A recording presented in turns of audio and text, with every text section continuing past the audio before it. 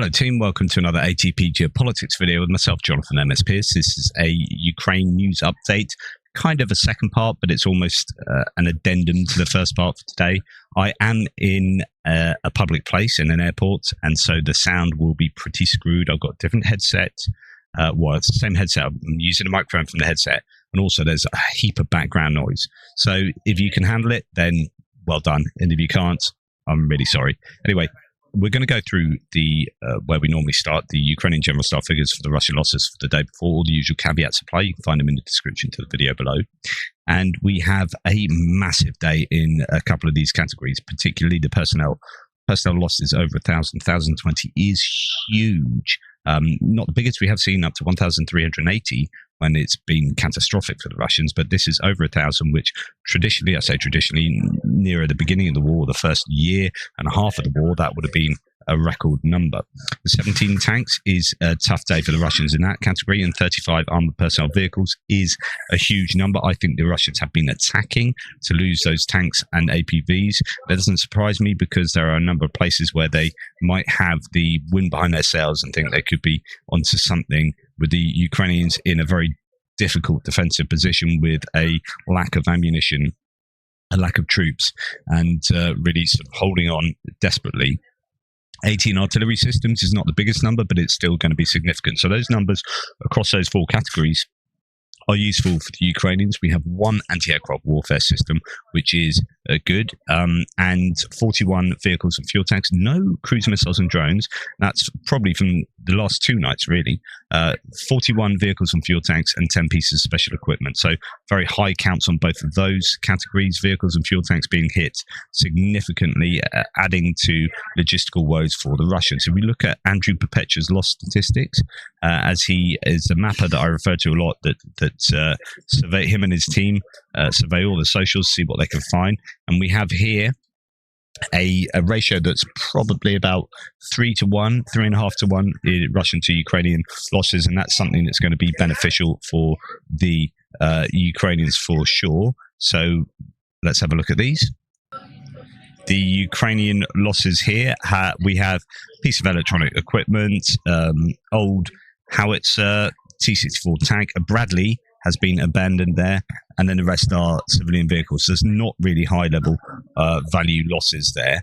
For the Russians, we have a couple of engineering vehicles, excavators, electronic warfare equipment, and surveillance and comm stuff, some different artillery pieces, and then we go into quite a number of tanks, T-72s, T-80, BBM, T-62, and then a number of infantry fighting vehicles of all varieties, really.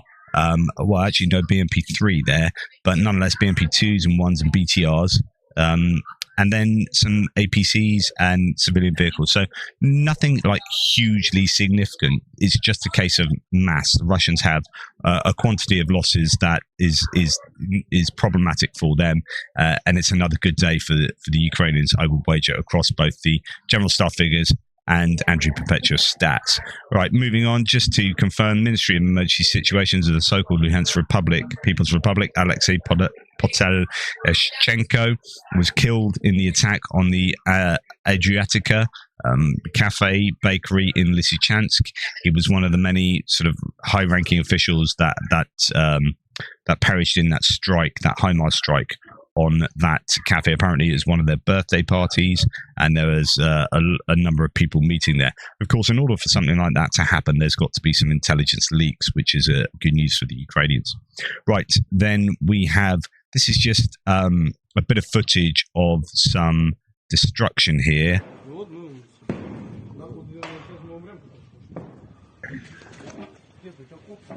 Of vehicles and a base of some sort there. To go to look at the Google Translate of the source alongside that, consequences of a strike on our position of our neighbours cause lack of systematic work. There's no counter-battery warfare or systematic isolation of the battlefield. Some did not study well at school or academy and are used to only reporting results. Some people are used to doing everything carelessly. The result is 2 years of war, SVO, and there is no one responsible for the snail pace of an advancement. During the destruction of the position, not a single colonel hire was injured. Unfortunately, we lost a lot of property, drones, and electronic warfare equipment. So that is, I don't really know the provenance of that or anything about that, but these sorts of strikes are going to be happening for both sides. But they apparently have lost quite a bit of equipment. And then, I've lost this. This was a bit of footage of a Bradley fighting in Avdiivka down in the south. We have seen some Bradleys up in the north of Avdiivka fighting in Stepovo. We've seen a couple of tanks to the south, and now Bradley doing its thing there, but hits a mine, after which it keeps firing at Russian positions, but eventually gets immobilized. Crew was able to escape, and that would be almost certainly referring to the Bradley listed in the Ukrainian losses for Andriy Perpetua there. So, unfortunate that that's been lost, but good to see that they are being used to try and defend the positions in and around Avdiivka. And here we have Ukraine has put about 33% of Russian warships, the Russian Black Sea Fleet, out of order, according to General Staff. Actually, the Ukrainian military has disabled 24 Russian ships and one submarine since the start of the full-scale war. As of February the 24th, 2022, the Russian Black Sea Fleet consists of 74 warships. Russian Novichokazk landing ship being raised out of the sea after being sunk by Ukraine. So it's interesting that they are trying to salvage that. It was catastrophically destroyed at Feodosia, docked in Feodosia. They are trying to salvage, I guess, what they can from that. Not really much to report in terms of strikes. There was just a pretty significant hit on a hotel in Kharkiv, a hotel in the city of Zolochiv in the Kharkiv region. Oblast was destroyed by an S-300 missile strike. 2-month-old baby boy died. 3 more women were injured and hospitalized. 7 houses, civilian infrastructure, 2 administration premises, and several cars were damaged. I don't know what the intended target was there, whether it was the hospital, whether there were important people staying there, or I don't know. It's just quite a lot of footage has been, or quite a lot of anger has been extolled at the idea that a 2-year-old child, 2-month-old baby boy has died in that strike. Right, moving on to other bits and pieces. Let's stay on strikes, because we must be cognizant of the fact that there have been no major missile waves and really drones waves for quite some time. And when there have been, it's been mainly drones. Again, what is the reason for that? Is it because the production numbers have been really severely down? Almost certainly the case. Anyway, moving on now to other bits and pieces. There's not much in this category, only just some news potentially about the reshuffling that is going to take place, with Zelensky saying that he's going to have a major sort of reset of the upper echelons of the armed forces. Zelensky looks to be on his way out at some point. Veterans Affairs Minister Yulia Laputina submits her resignation. She's that's thought to be something to do with that eventual reshuffling. And on to geopolitical subjects now. So the EU's High Representative for Foreign Affairs, Joseph Borrell, who's highly involved in stuff to do with Ukraine and support for Ukraine through the EU. He's arrived in a somewhat surprise visit to Ukraine. It was only last night we learned of his impending visit. His special advisor posted an early morning picture of his arrival at Kiev's main station. So he is there. That's good news. And the Portuguese delegation of Foreign Minister João Cravinho and Education Minister João Costa arrived in Kiev on 5th of February. That's really good, because actually that's a nation that possibly could do a little more to help. Portugal is a fairly significant nation in the EU. During a 2-day visit, they plan to discuss the war and the recovery of Ukraine, according to the Portuguese Foreign Ministry. A bipartisan deal to impose new restrictions on the border and unblock military aid to Ukraine is on the brink of collapse in the US Senate. I mean, this is hardly surprising, is it? Republicans state that the vote on Wednesday comes too soon. They need more time while pressure from Trump rises. I mean, I don't want to get too frustrated again, but they've had rather a lot of time. They've had 4 months to sort out a deal, only for those who had demanded a deal to then say, yeah, we're going to move the goalposts. And it's an absolute travesty. and only works in favor of Vladimir Putin. It's just it's not a good look, and I think people are then outside of the US getting pretty frustrated with the US. I think it's standing in the world, and as an ally is taking a bit of a beating here. Biden is looking to veto the Israel bill. Now, that was the one that was extracted from the larger bill that was going to support the Indo-Pacific, Israel, Ukraine, and the border. They extracted Israel to try and get that through the Republicans without doing anything about Ukraine. And Biden's like, nope, if it's not going to include Ukraine, if it's not going to include the wider aspects of the bill, then it ain't going to happen. And meanwhile, Liz Cheney, former Republican lawmaker who is now, she was chased out because of her giving Trump a bit of a hassle. I'm interested in reading a new book, actually. It's supposed to be a really good read, even though I'm politically at the other end of the spectrum to her. It's supposedly a fascinating insight into what's been going on the last couple of years and the movement of the GOP away from some of its traditional values. Liz Cheney rips Republicans for killing the immigration Ukraine deal.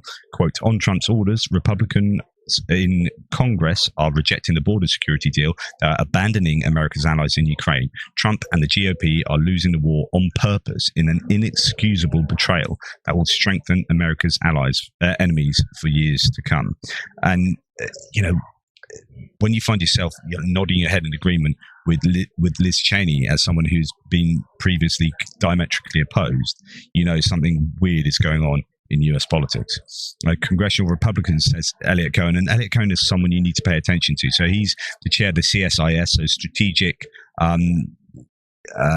organization that has been really involved in analyzing right from the beginning of the war. I remember watching discussions that were put on by the CSIS between all these, big analysts and thinkers concerning the war.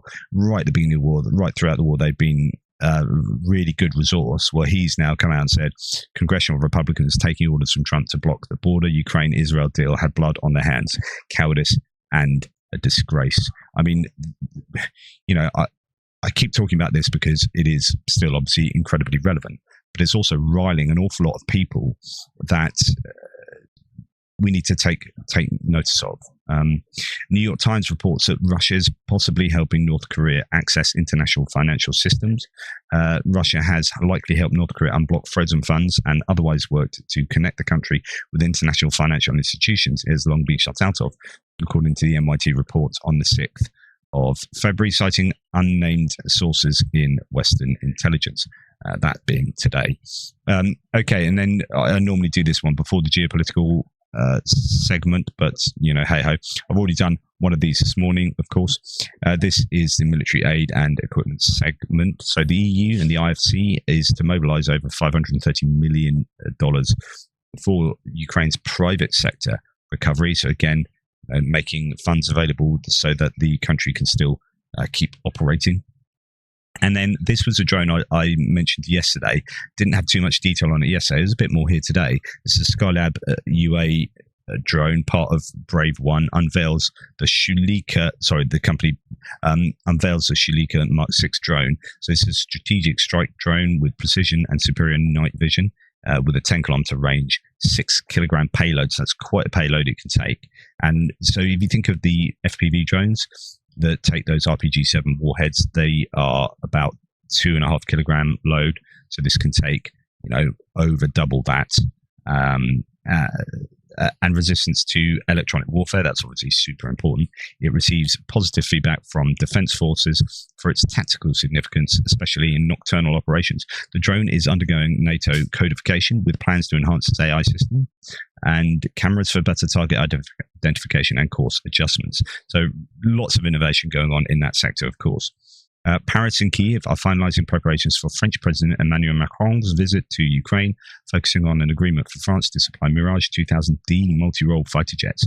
Ukrainian Defense Minister Rustem Umerov is expected in Paris this week to finalize agreements with French Defense Minister Sébastien Lecornu.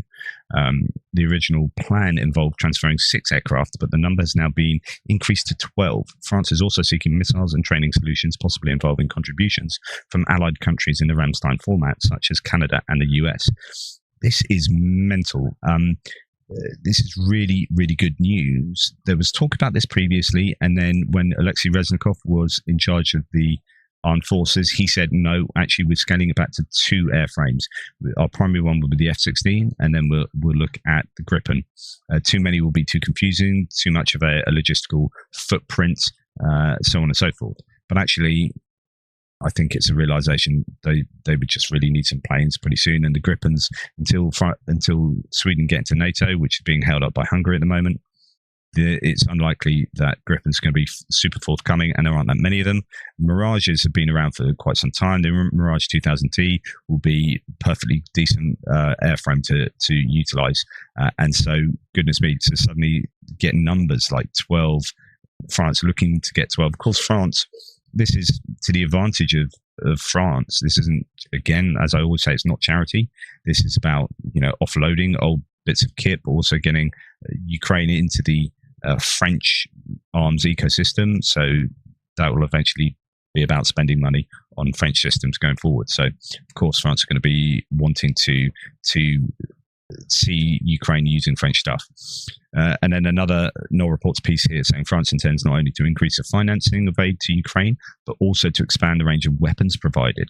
French Prime Minister Gabriel Attal announced this at a press conference with German Chancellor Olaf Scholz. So he's the new Prime Minister. You got Emmanuel Macron's president. And this is really good news because there have been many critics saying France, as the second biggest arms exporter in the world, is not really doing enough. Although they do most of their stuff through the EU, whereas Germany does it bilaterally, and now is looking at, there could be some delays to the EU funding package, the 50 billion, because Germany are wanting actually some of their money not to be going through that way. So there could be a little bit of an argument going on there. And I've talked about this before, about the bilateral funding versus EU funding. It's two sides of a square, but, it just makes it a little bit more confusing. Right, the US has planned to double the production of artillery shells, which we knew, but it seems to be well on course. In fact, I think they're ahead of schedule, really. According to him, by the end of 2024, the US will be able to produce 70 to 80,000 artillery shells per month, in particular to more fully support Ukraine. I think they've gone up from 14,000 and now they are over 28,000. So it's somewhere like 30,000 a month at the moment, which is fantastic news. In fact, no report says US Army aims to double production of 155 mm shells, a key munition used in Ukraine, by October, with plans to reach 100,000 shells per month in 2025. Increase is facilitated by a new factory in Texas using new technology. And this is where you get really frustrated because although I think there's a corn in the Republican senator in Texas is pro-Ukraine, but there's a lot of attitudes around there. I mean, they're talking about borders a lot, aren't they? But when you've got a new factory getting set up in Texas, really Texas should be saying, well, yeah, okay, we're literally invested in this war. Current monthly production rates rose from 14,000 to 28,000 by October 2023, so it's above that now.